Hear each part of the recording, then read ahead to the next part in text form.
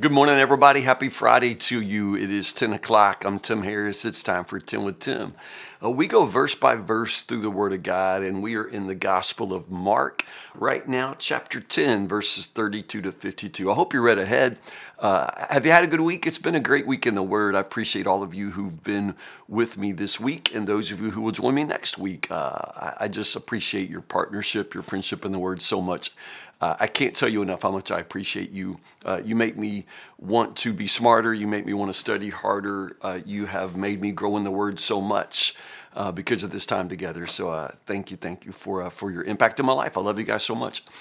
Mark chapter 10, verse 32. Verse 32, I admit, I'm not sure about where it says they're on the way up to Jerusalem.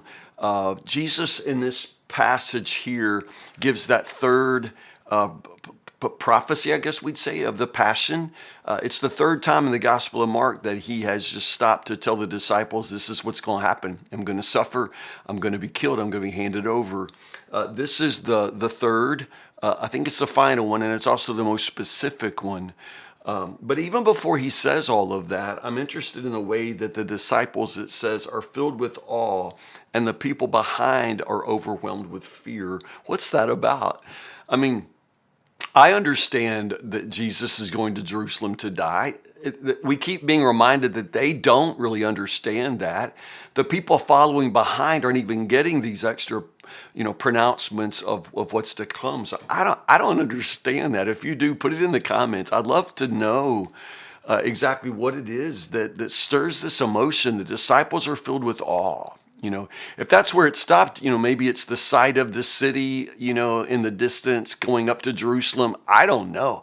But the people behind overwhelmed with fear, I just don't know. But anyway, so we start with that interesting, note about the puzzling emotional state of the crowd. From there, Jesus takes the disciples aside one more time and says, listen, we're going up to Jerusalem. First time he, I think, has connected his death with the city. We're going to be betrayed. Leading priests and teachers of religious law, they're going to sentence the Son of Man to die, hand him over to the Romans, mock him, spit on him, flog him with a whip, kill him. After 3 days, he'll rise again. So that's the most specific. But again, the third time, Jesus has made a point of predicting, explaining what is to come regarding his suffering, which makes it so interesting what follows in verse, 35?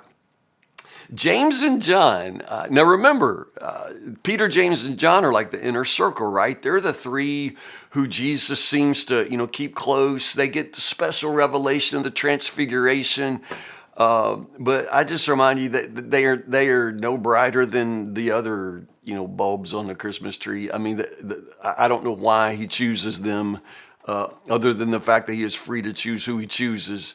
So in the Gospel of Mark, these three may be, the special, focus of Jesus' attention and affection, but at the same time, they have several just kind of public, prominent face plants, and this is one of those. James and John come to Jesus to call shotgun in the kingdom of heaven. You know what I'm talking about? Like, you ever when you're a kid, you're racing your brother and sister to the car, and you yell shotgun, and whoever says shotgun, they get to sit in the front seat. So James and John, they call shotgun for the kingdom of heaven. I mean, like, yes, they absolutely do. They approach Jesus with the words, New Living Translation says, we want you to do us a favor. But actually, in the Greek, what they literally say is something like, we want you to do whatever we ask. So it's like, hey, we're going to ask you a question right now, but the answer is yes.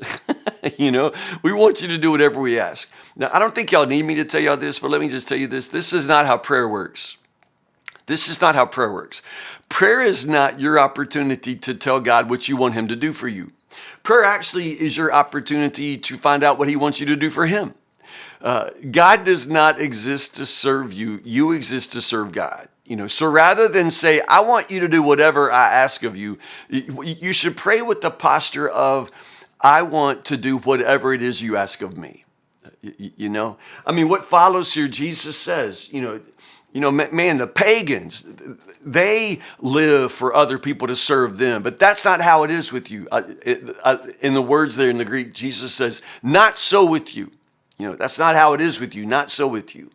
Whoever wants to be leader must be the servant. You see, please understand, Jesus serves us. He came to serve. And he serves the disciples. In the Gospel of John, you can't even have a part in me if you don't allow me to wash your feet. Jesus serves us, but Jesus doesn't serve you so that you learn to be served. Jesus serves you so that you learn to serve. You understand? So James and John come to Jesus and say, we want you to do whatever we ask. We want you to just rubber stamp our life. We're going to do what we want to do. We want you just to say yes, bless it, Jesus says, okay, what is it you ask? He just goes ahead and asks for the request. What is it I can do for you? I remind you, whenever Jesus asks a question, it's never because it's something he doesn't know. And so he says, what's your request? And they say, hey, shotgun, when you get to heaven, we want to be on your right and left. So every time somebody takes a selfie with you, we're going to be in it. We want to be in the seats of honor. Isn't that amazing? They're asking for seats of honor in heaven, not just like good seats, but they want to sit on the throne with Jesus, right and left. And Jesus says, you don't know what you're asking. And then he says something amazing. He says, are you able to drink from the cup that I'm going to drink from, the bitter cup, and be baptized with my baptism of suffering? In other words, they want this glory, but they really don't understand the way it is. It comes with suffering. Jesus is going to be glorified. He is going to reign in glory. And at the name of Jesus, every knee shall bow and every tongue confess. All of that. But none of that is going to be separated from his suffering. And they're asking, for all of the reward with none of the suffering. So Jesus says, do you think you can drink the cup of suffering I'm about to drink? And they're like, heck yeah. Whatever he's having, that's what we want to have. We want to have what you're having. Yeah, absolutely. And Jesus says, well, actually you will. Again, they don't even know what Jesus knows here. They will both give their lives for Jesus. They don't know that yet. But anyway, notice Jesus says, as a matter of fact, you will drink from the cup of suffering that I'm going to drink from. But it's not my place, to say who's going to sit in those seats. I think that's really interesting. I have no right to say, that's for God. I just think that's really interesting. I also think in this sense, it is like prayer. When James and John come in saying, hey, do what we want, that's not prayer. But in the end of this, when Jesus says, you'll receive the reward, of course, but there's no guarantee you're going to get what you're asking for. Prayer doesn't come with guarantees like that. And I think that's just an amazing story. After this, there's teaching. The other 10 disciples, they find out what James and John were doing, and man, they lose their minds. I would too.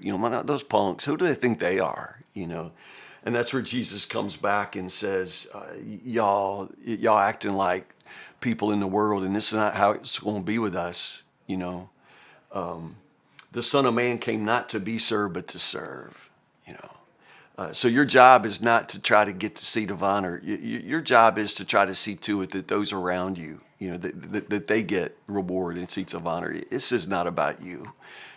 That's not how it's going to be with us, Jesus says. Following this is the story of blind Bartimaeus. Blind Bartimaeus. I mean, can you just imagine if your whole life, your whole identity was simply wrapped up in what's wrong with you?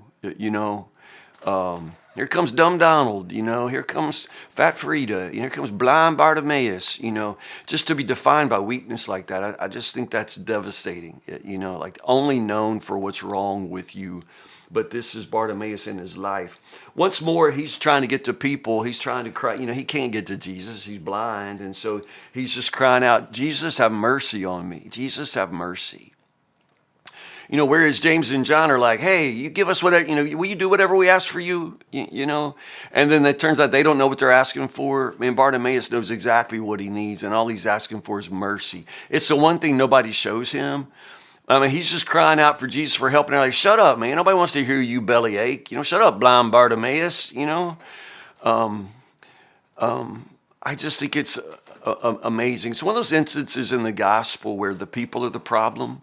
And the irony is, they're just trying to protect Jesus from the problem people. It's like yesterday we were talking about the disciples who wouldn't let the children come to Jesus. I got time for you snotty-nosed kids. They actually think they're doing Jesus some kind of favor by protecting him from the problem people. And blind Bartimaeus is one of those problem people.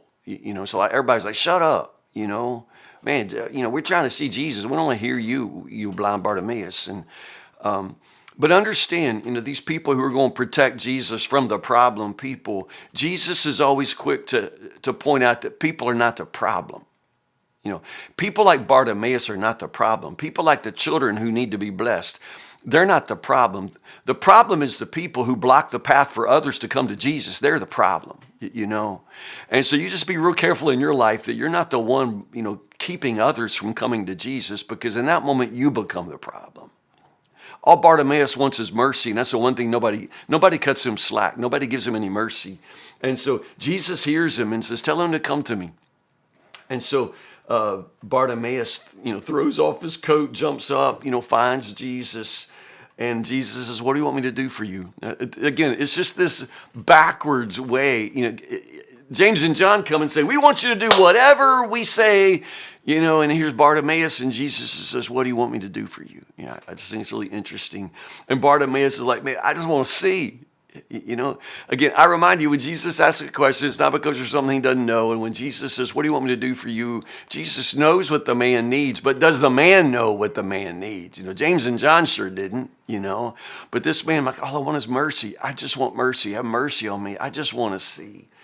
And Jesus just says, go. Your faith has healed you. You didn't have to spit in the mud. He didn't smear mud in his eyes. He didn't do anything. Just say, go, man. Your faith has made you whole. And instantly the man could see, and he starts following Jesus on their way. I love that so much. Again, it's just these two episodes back to back, but they're just so different. James and John who just want seats of honor, and Bartimaeus who just wants eyes that see. And then he becomes a follower of Jesus. So good, just so good. Pick up right here on Monday morning, Mark chapter 11. We are starting now Jesus' movement to the cross. He's in Jerusalem. So we'll start with Palm Sunday, the triumphal entry, and we'll go from there. So verses 1 to 14 from Monday. Mark chapter 11, verses 1 to 14. I am in the middle of a sermon series here in the pulpit at Woodburn called A Hill Far Away. We keep coming back to this literal same biblical location where everything seems to happen, and it's the place from which we've decided to view Easter. And so join me on Sunday. Sermon title is The Cost of Worship, and this is the place where David tries to buy the threshing floor of Araunah, where the temple will eventually be built. I know that doesn't sound like much, but it's a great story, The Cost of Worship on Sunday morning. If I don't see you here 8, 9:30, or 11, I will see you right here Monday morning, 10 o'clock for 10 with Tim. I love you guys so much. Have a great weekend.